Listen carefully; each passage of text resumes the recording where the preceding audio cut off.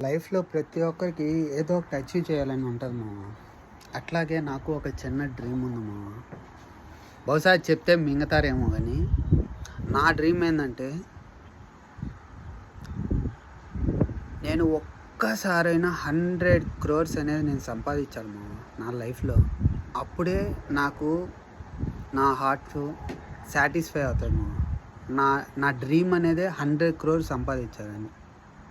So అది achieve అవుతానా లేదా అనేది ఇంకా పైన భగవంతుడికి తెలియాలా. బట్ నేనైతే దానికోసం 100% నేను ఎఫర్ట్ ఇస్తాను.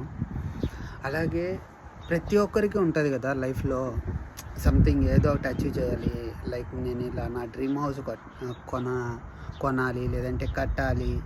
సో డ్రీమ్ కారు కొనాలి, సంథింగ్ ఏదో ఒకటి ఉంటుంది కదా.